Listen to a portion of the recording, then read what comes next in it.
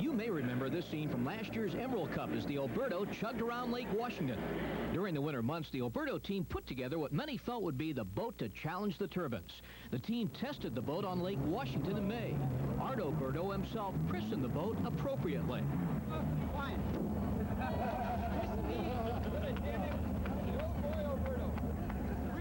The truck was packed, the boat was ready, so off to Miami for the first race of the season. Everything was fine until... Well, all of a sudden there was a violent explosion that rocked the truck. By the time we got over to the shoulder, the rest of the tire blew, and we jumped out of the truck and grabbed every available fire extinguisher. We threw them on the fire, but nothing happened. We basically had to let the truck burn. Larry Oberto couldn't believe the news. Well, the first reaction was I walked into my house and there was a little pink piece of paper with a note, and it said, truck fire, call Jim Harvey immediately.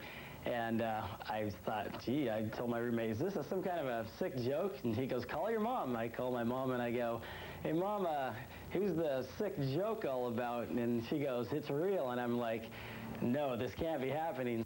It was true. An entire winter's effort was in ashes, but the Obertos wouldn't give up. This was the first year that we've decided to really go boat racing. Instead of smoking around the course, let's go out and really smoke around the course.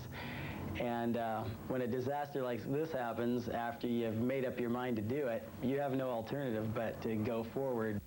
The job of sifting through the remains turned out to be not entirely disappointing. When the fire was finally put out and we were able to get near the vehicle, we were rummaging through the ashes, and in the middle of those ashes I found 3 envelopes, and they had all of our traveler's checks in there, so it helped a little bit to find that, and also believe that we were being watched out for a little bit.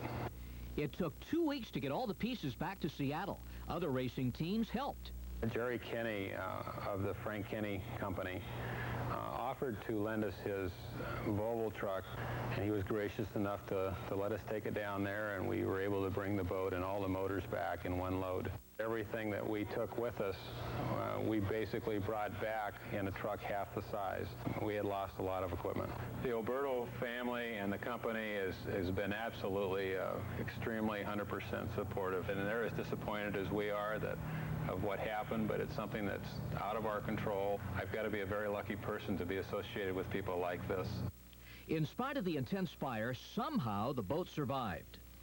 The only thing that protected the boat here was the back of the truck blew off and leaned against the front of the boat, and which protected it as a fire shield. We've removed probably 50% of the deck in the forward part of the boat and reglassing all of that and completely repainting the front half of the boat.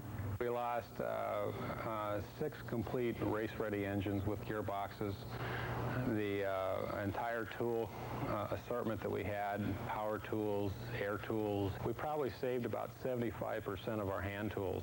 The hardest part in a fire is the dirt and the ashes and the soot. You have to clean it off, and it's a dirty, dirty job.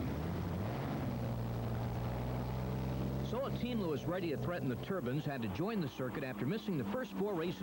The Columbia Cup in the Tri-Cities last weekend was the first chance for the team to race. Were they happy with their performance? Absolutely. We waited all season for this. This is I said before, this is our Miami. And I felt we could have gone down and won the Miami race. And here we are, went into our 5th race, and 6 weeks from where we had the accident. And we came out, we ran 4th, and we won. We won on our own estimate.